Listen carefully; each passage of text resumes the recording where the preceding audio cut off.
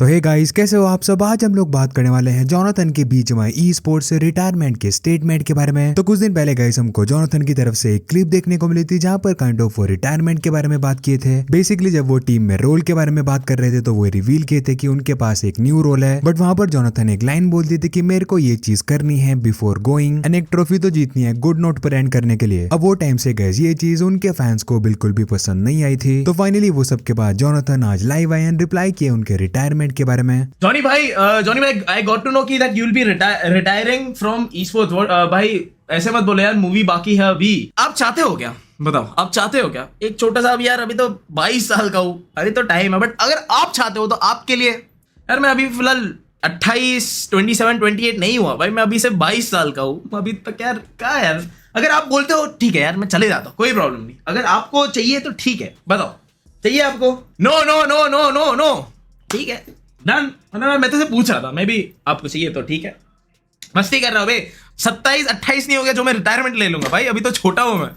क्या स्ट्रेस ले रहे हो यार भाई, छोटी सी लाइफ है यार, कहाँ एकदम उसमें भी स्ट्रेस है भाई। और गाइस नेक्स्ट हम लोग बात करने वाले हैं SA12 स्नैक्स गेमिंग 8-बिट गोल्डी एंड जोकर की हवेली के रिलेटेड। तो गाइस स्नैक्स गेमिंग के चैनल पर एक वीडियो देखने को मिली, Snacks Goldie by prank Joker, and title से ही आप लोग समझ सकते हो ये एक prank and kind of fun video थी। बट ये वीडियो के नीचे कुछ लोग काइंड ऑफ बैड कमेंट्स करने लगे, ये बोलते हुए कि snacks gaming and Goldy by joker की हवेली को टारगेट किए हैं, एंड इनफैक्ट कुछ लोग तो गाली देने लगे। फिर ये चीज पर रिप्लाई करके स्नैक्स ये कहे, मेरे स्नैक शॉट्स पे मैंने रिसेंटली एक हाईलाइट डाली जिसमें वो अवाकाडो वाला कहानी तुमको याद है, मैं गोल्डी बाय मिलके जोकर की थोड़ी टांग खींचे। इतना गुस्सा आया मेरे को, उसके कमेंट सेक्शन में ऐसा ऐसा कमेंट है, मेरे को गाली दे रहे, गोल्डी भाई को गाली दे रहे कि ये दोनों मिलके ना हमेशा ही जोकर को टारगेट करते, कि जोकर को टांग खींचते, पैसे के बारे में बोलते। वो बेचारा इंसान अपनी फैमिली संभाल रहा है, अपने बच्चे को संभाल रहा है, बीवी को संभाल रहा है, घर को संभाल रहा है। ये थोड़े बच्चे हैं टिपिकल जो ऐसे कमेंट किए। मैं तुमको एक चीज बोल दूं भाई, वो लड़का पहली बात तो मेहनती लड़का है, वो मेहनत करता है। दूसरी बात वो SA12 में, उसको जिंदगी में कभी पैसे की कमी नहीं पड़ेगी। तीसरी चीज भाई उसकी मेहनत है, वो इस वजह से वो कमा रहा है। चौथी चीज भाई, तुम जैसे जो बच्चे कमेंट किए हो ना, तुम जैसे सारे बच्चे जितने भी कमेंट किए, वो सबकी फैमिलीज को संभाल ले, उतनी मेहनत करके वो पैसा कमा रहा है, ठीक है भाई। तो ऐसे नेगेटिव कमेंट मत करो, या अलग से वो मत लाओ, हमारे अगेंस्ट मत लड़ाओ। अरे तुम जैसे हो कि चारों की जितने भी बच्चे कमेंट करते हो, तुम सबको भी संभाल लेगा वो एक साथ, उतना पैसा कमा रहा है, उतनी मेहनत कर रहा है, वो उसकी मेहनत है। तो ऐसे फालतू की कमेंट मत करो, और गोल्डी भाई को गालियां मत दो वो कमेंट में, ना मेरे को गालियां दो, समझ गए? तो ये फालतू का एजेंडा मत लो यारो, एक दूसरे के अगेंस्ट चिंगारियां लगाने की, है ना। वो ऐसा फनी कैरेक्टर है उसका, वो ऐसे एक्टिंग करता है, दिखाता है, बाकी वो खुद भी बता देगा भाई माशाल्लाह अपना लड़का अच्छा कर रहा है, उसको कभी ऐसा कम पैसे की ऐसा कभी वापस उसको दौड़ देखने की जरूरत नहीं है। जॉनी भाई, आपके पार्टनर ने रिटायरमेंट क्यों ली? आई डोंट नो मेरी जान। देखो गाइस, टू बी ऑनेस्ट कि काफी बहुत ये भी होता है यार, फैक्टर्स होता है कि देखो एक हो गया, एक प्रेशर हो गया, फिर वो स्ट्रेस होता है, मतलब इजी नहीं है to be honest. I know बहुत काफी लोग का ये होता है कि लाइक यू नो एक ई-स्पोर्ट्स प्लेयर बनना है, ये करना है, बट यार उसके पीछे भी काफी सारी चीजें होती है।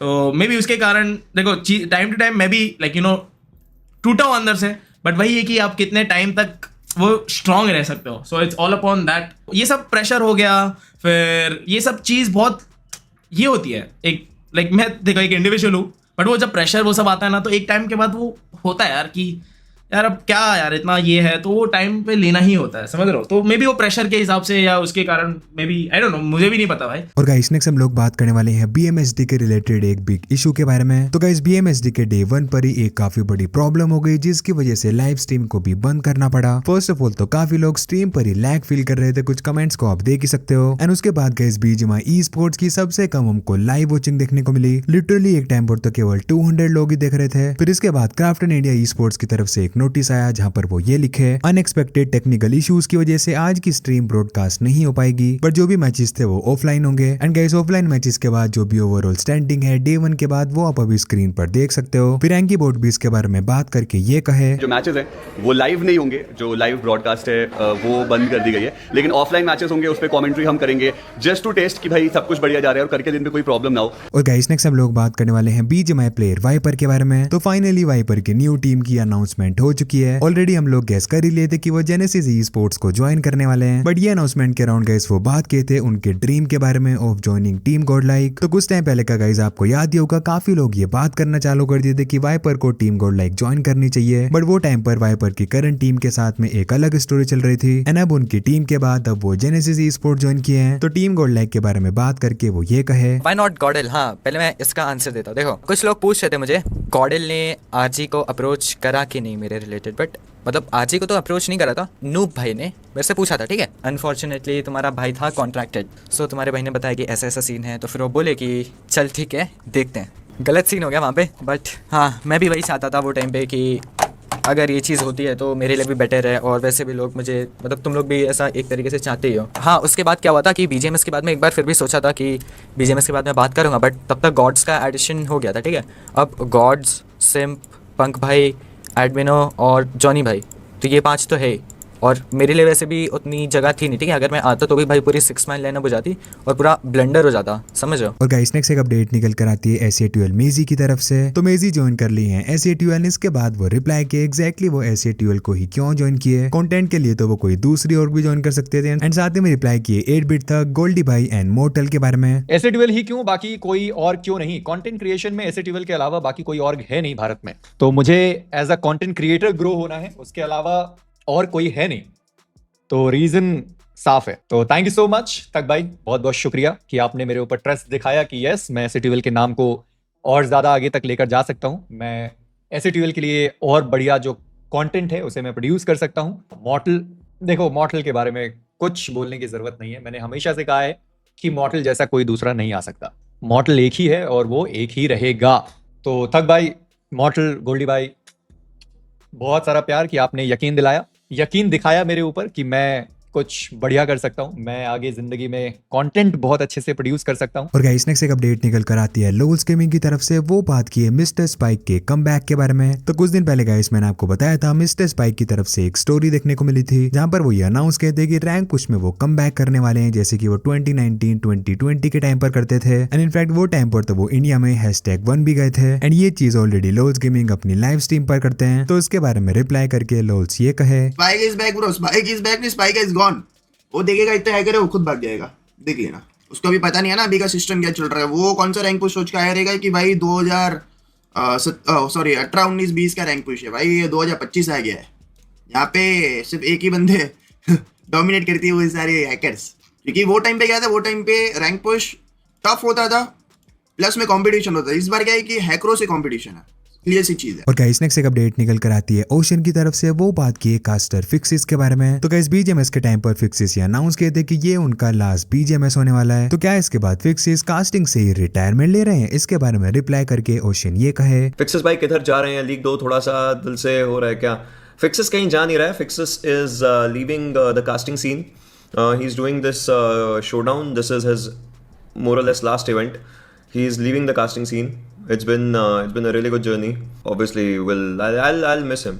He has been a really amazing personality to work with. Really calm, collected, composed.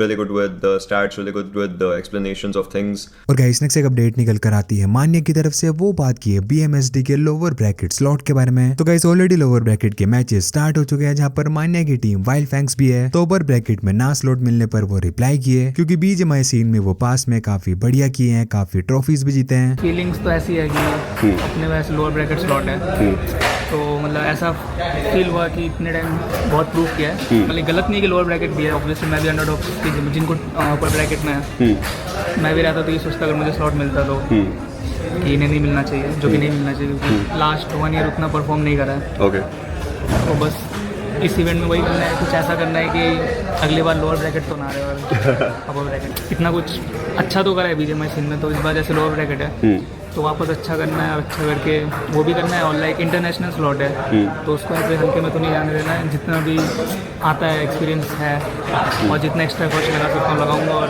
Try करूँगा कि ट्राई का मतलब करना ही है कि अपन रिप्रेजेंट करें इंडिया को। और गाइस नेक्स्ट एक अपडेट निकल कर आती है टीम शिनवे ई-स्पोर्ट्स के प्लेयर निंजा की तरफ से। तो BGMS में गाइस उनके परफॉर्मेंस के बारे में हम लोग काफी बार बात किए हैं। वो अकेले ही टीम से 1v3 एंड 1v4 कर दे रहे थे। तो फर्स्ट टाइम हो रहे BMSD पर रिप्लाई करके वो ये कहे, क्या है BMSD का सिस्टम, क्या प्लान है, क्या करना है?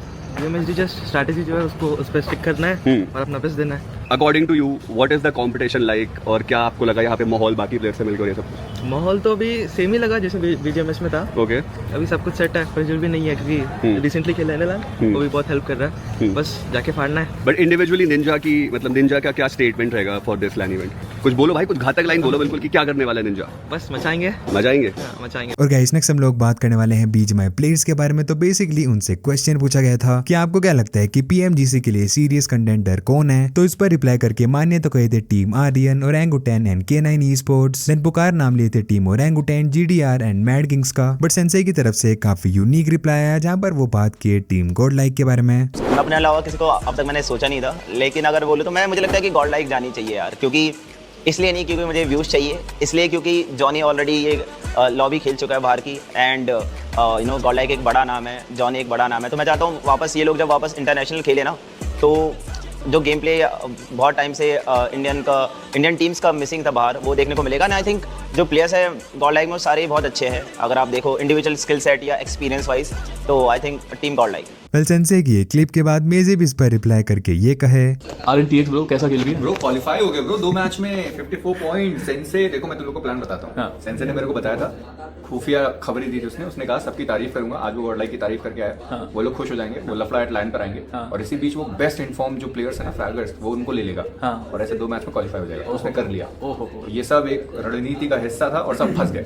एंड गाइस मेजी बात कर रहे हैं। इसके बाद वो बात किए टीम सोल के #2 एंड #3 पोजीशन के स्टोरी के बारे में। तो जो टाइम पर बीजीएमएस खत्म हुआ था, ओवरऑल स्टैंडिंग में टीम सोल के पॉइंट्स में चेंज देखने को मिला था। बेसिकली जहाँ पर वो पहले पॉइंट्स को गलत लिख दिए थे, फिर उसको करेक्ट किए थे। तो काफी लोग वो टाइम पर ये बात कर रहे थे क्या टीम सोल सेकंड आ जानी चाहिए थी या फिर थर्ड ही। ये चीज पर रिप्लाई करके first time SA12 gaming house से मेजी ये कहे, को इसमें कंफ्यूजन था कि ट्रॉफी कहाँ गई, तो ट्रॉफी यहाँ है इन दोनों की, और मास्टर सीरीज की वो है जिसमें अभी सेकंड आई है सोल। सेकंड नहीं, थर्ड कह सकते हो। काफ़ी ज़्यादा बवाल हुआ इस चीज़ पे कि वो सेकंड है कि थर्ड है। नॉर्विन की तरफ से कोई कंफर्मेशन नहीं है, पर मेरे हिसाब से वो सही था, थर्ड ही है, क्योंकि वो पहले उन्होंने मिस्टेक किया था। 87 पॉइंट्स थे, 86 शो किया था, देन उसके बाद उन्होंने बाद में सही किया। और यहाँ पर ढेर सारे प्ले बटन्स हैं अलग अलग। तो बस गाइस फिलहाल के लिए वीडियो में इतना ही था। अगर वीडियो आप लोग को पसंद आई है तो लाइक जरूर कर देना, चैनल पर नए हो तो सब्सक्राइब भी कर लेना। मैं मिलता हूँ आपसे कल नेक्स्ट वीडियो में, एंड जल्दी ही कुछ रिवील भी करने वाले हैं। Bye bye.